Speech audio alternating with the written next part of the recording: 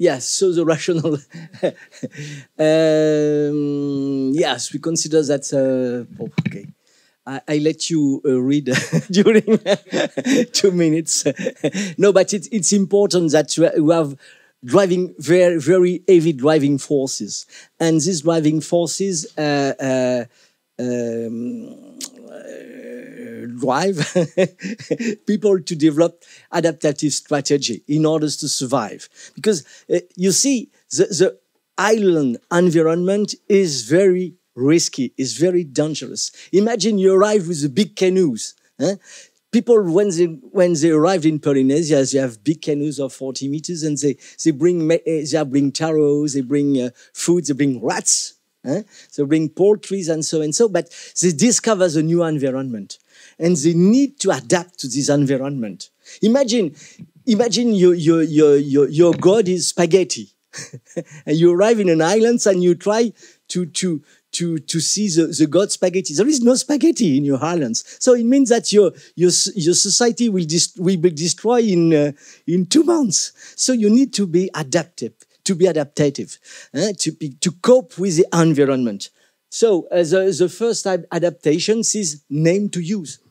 You see, I never met people who put a use on something, who put a name on something they don't use.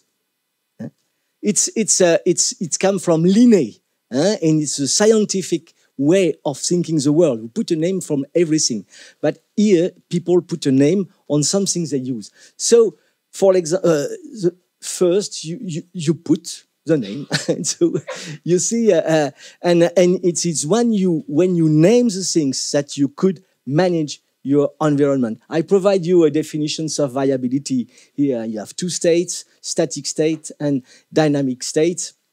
And it's very important because to try to reach viability, the first base is name what you use. After,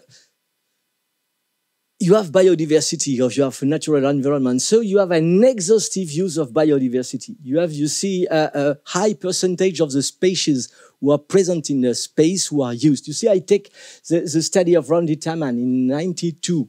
It studies 142 plants in the region, and on 142 plants, 140 can be used. It's totally big use. So 50% in traditional medicines, human food and pet foods. Okay.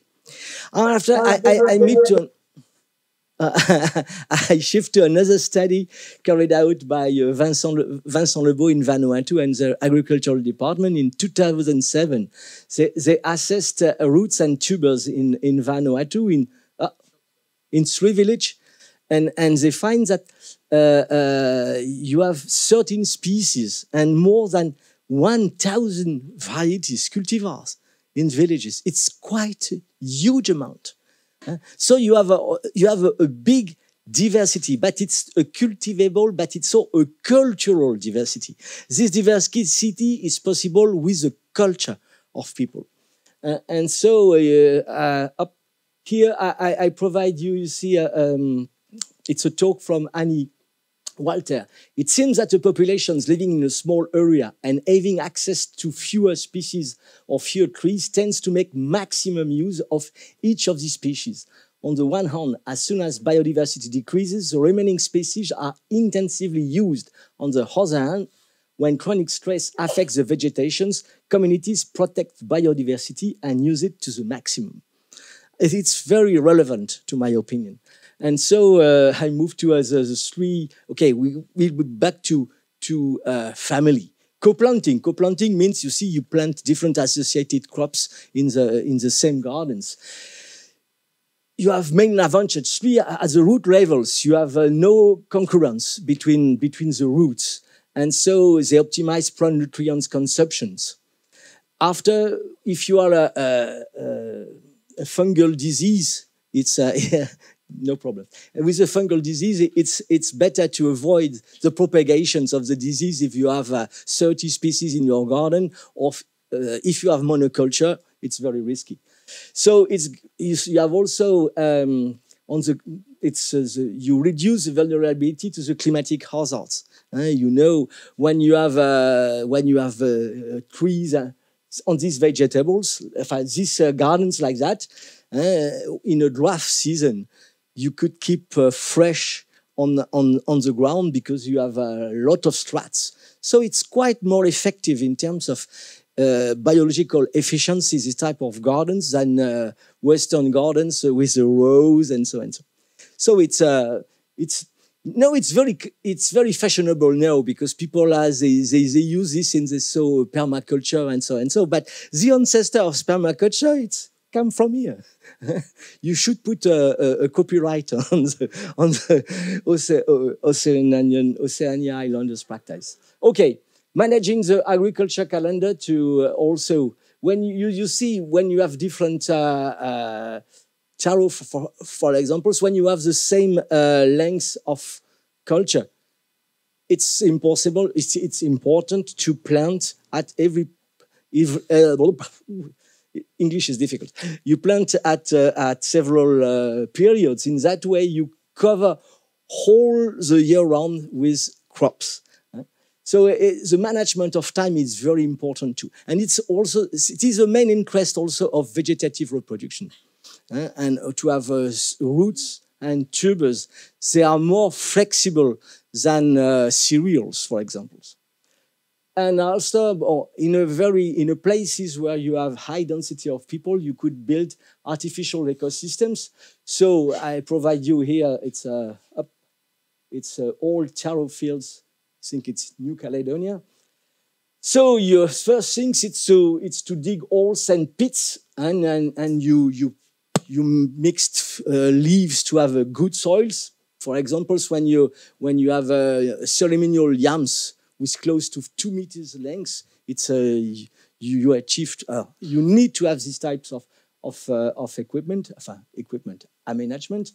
You have building rise edge reeds or mounds. It's for example for yams, it's normal. Building artificial macro islands in marshy areas. You see the examples in YAP, the Maha techniques. So you have marshy places. So you create small islands, but also in Tuamo too. You have when you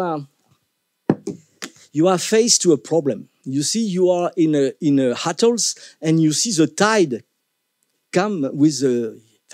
You have your freshwater lands, and these freshwater lands move with the tide. So if you let your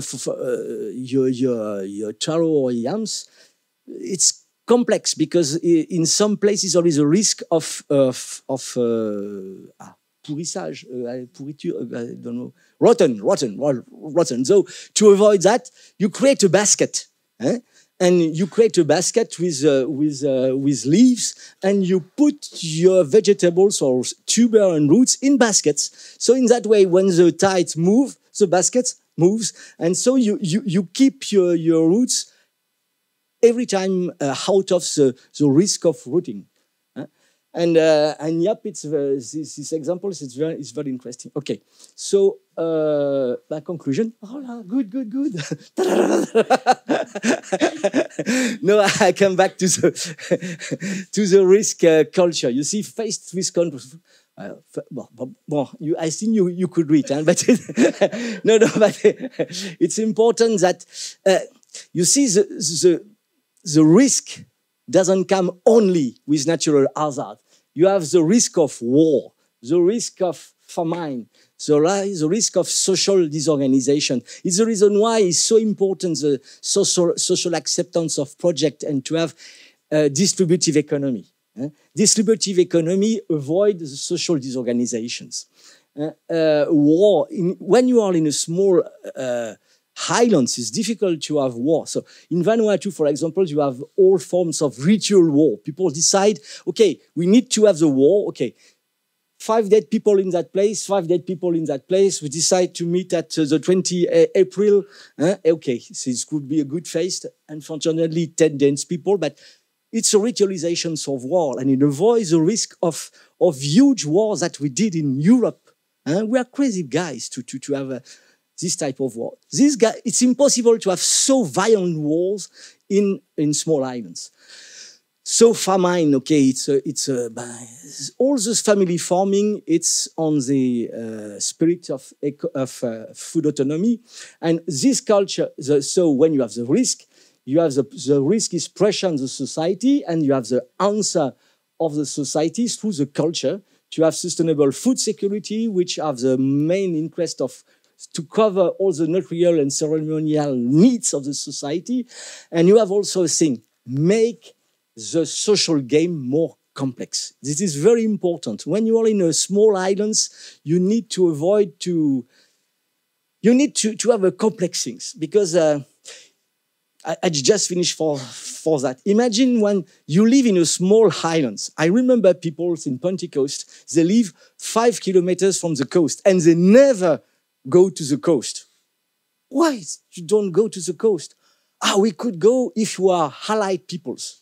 Okay, we have allied peoples and we could go there. But it's important because if you go alone to the coast, it means that your island is very small. And it's not good to live in a small place. If you don't go, it means that you have a huge islands.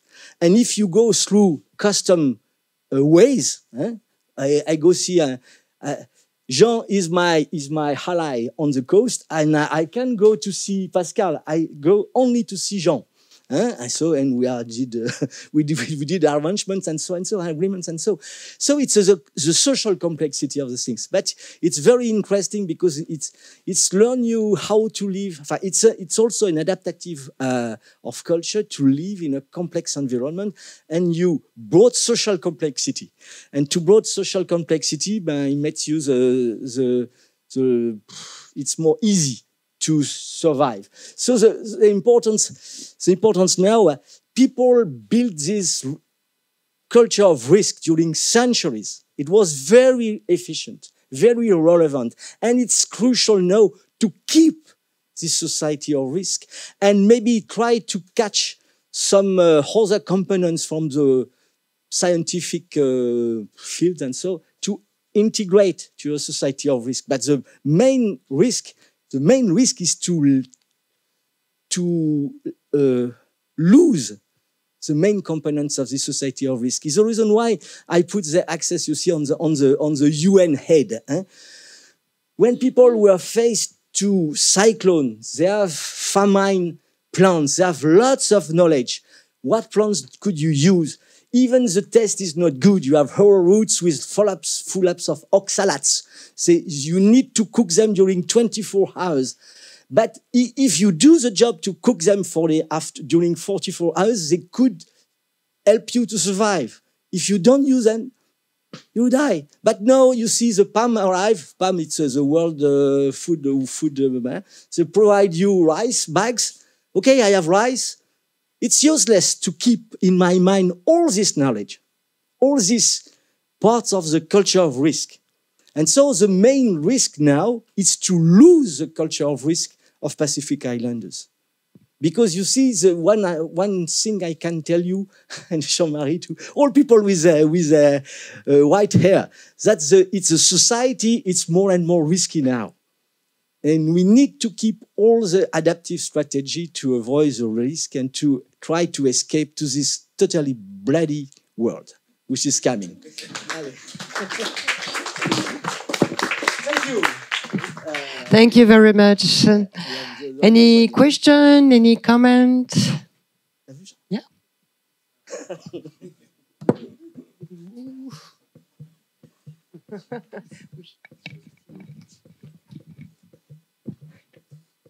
Sorry for asking all those questions. That means I'm very happy. Once again, Gilbert, thank you. So again, things that struck me is especially when you're talking about artificial ecosystems.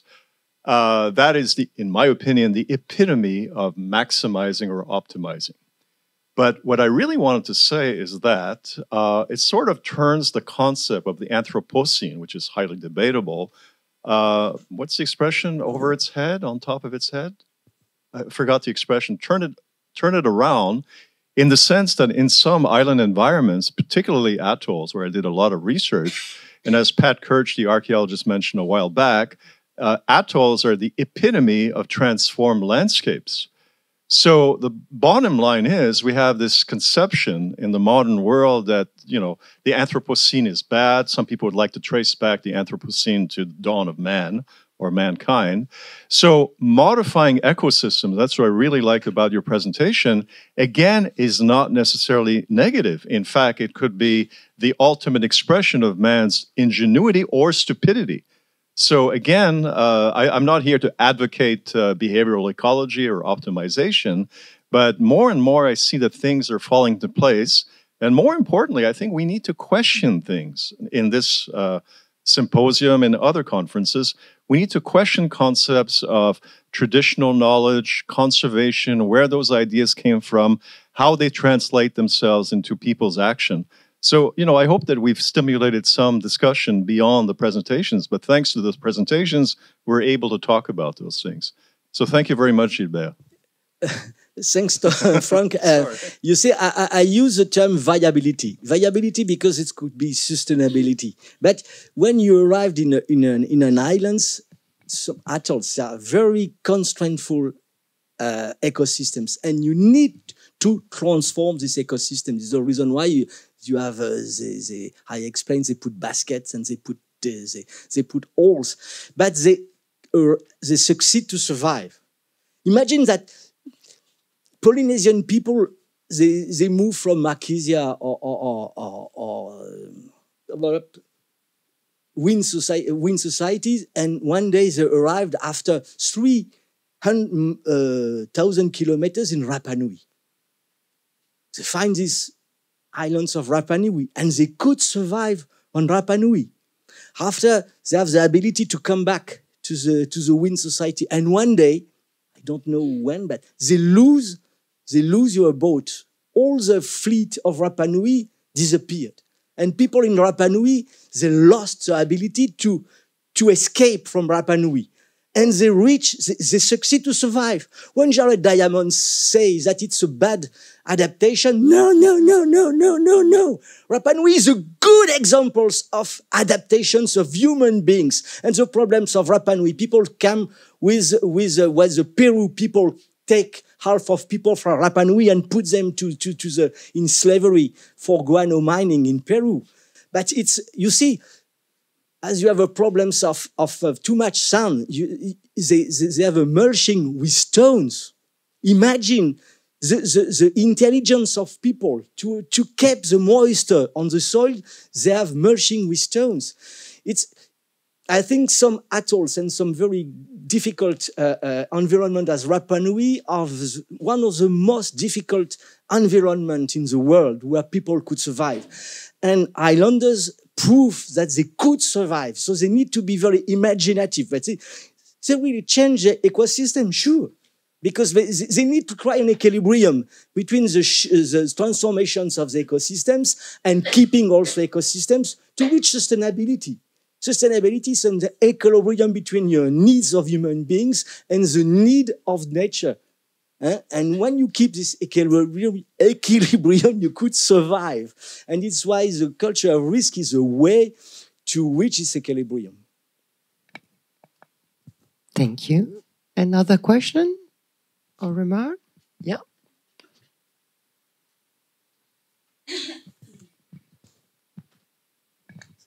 Alors, merci. Moi, je vais m'exprimer en français. C'était super. J'ai pas tout compris, mais j'ai vu certains éléments qui m'intéressaient. Alors, moi, ma question, c'est est-ce que ces différentes stratégies ou ces différentes manières de planter le taro ou autre a conduit justement ces agriculteurs à exporter et entrer dans le commerce international ou régional? Est-ce que vous avez des chiffres? Est-ce que vous avez cherché du côté économique? Merci. The question is, do the ability of people to plant taro is a great way to improve exports? I will take not the taro examples, but the example of kava in Vanuatu. You see, 20 years ago, kava was a very there is big exports of kava in the pharma. I speak in English. Ouais, alors bon, il y a eu des exportations de cava dans l'industrie pharmaceutique. They export cava on pharmaceutic. And what's happened? It's some places as the Ponty Coast where you have a wide range of cultivars of cava, 50 or 80. Finally, people decide to choose the 2 best productive cava cultivars. So the exports, you see the philosophy of exports, the logic of exports, it's totally different to the logics of food autonomy. People decide to select the best productive. Unfortunately for Vanuatu cava, but not fortunately for the Vanuatu economy, you see the German decide that the cava was dangerous and they banned the exportations of the cava because the Bayer industry was not very keen to these bloody islanders. Imagine they begin a giant of pharmacology instead to create Prozac, Ronsen, and so. People drink cava, which is very effective. But the problem is when the logic of exports is not a logic of diversity. It's a logic of efficiency in terms of profit. And so it's difficult to keep a balance. And also, and now I finish by that, we have a huge problem with the lack of labor forces because all this cultural diversity when we see 80 species, not species, but cultivars, varieties of yams, of taro in places, in a village. They could keep these 80 species because you have enough people to take care of these varieties. Interesting. You see, people in Vanuatu, people like gardening. They like the plants. They are very curious when they have a new mutation. They share the mutation. But if people are involved in urban drift or in labor migration, international migrations, all these skins are lost. And so there is an automatic erosion of cultural biodiversity in these islands because there are not enough peoples. And so how could we manage to do? We need to pay people to stay at home and to be in charge of yams, taro, kava, and so. I don't know. I have no answer. But it's a real problem because there is a risk that in next 50 years, most of all this cultivar will lose. Because people lose the practices and the knowledge about that because the familiar world will not be the village world, but Port Vila, Suva, or Auckland, or Los Angeles. So we are really faced to a transition time now. Okay, a last question. Have we enough time? Thanks. Thank you, Gilbert. You showed a picture, I'm not sure if it was in the talk before this one, of one of those long yams, I think at Lata. And where I worked in the CEPIC, they had the similar sort of long yams. It was all like totally social production, not for food. And I'm just wondering, like in the CEPIC area, they used those, if there was problems with crops, they was like a recourse to or a backup food source. I'm just wondering, is that like this social production where it's not actually ostensibly for food? Is that sort of one of these coping mechanisms that you were talking about? This social production of crops, particularly the long yam? The social production is not for food, physiologic food. It's for the social food. 2 minutes. I remember on a book on the agriculture of Vanuatu, Barry Whiteman. It was okay. There is an example. A pastor in Anatom. He wrote to his chief. It was the 1890, and he say, "People of Anatom are totally crazy. I need to move from these bloody guys." What's happened? Because there was they need to receive allies. So they build they put a big amount of food, yams, taro, and they wait for the village, the nearest village. But the nearest village, they can't. You see, it's a custom, and you have a custom, and you need to receive the custom and provide the exchange. And the taro was not ripe enough. So one village have big amount of food, and in the other village, they are waiting. But the guys in the first village, they become to be in starvation. Nothing to food to eat, and the pastor said, no, but there is lots of food. They don't eat food. And finally, the other village came. But the guy don't understand that the most important thing was not the physiological food, it was the social food. And these ceremonial yams were for to receive the highlights, and so the social links are more important than our body.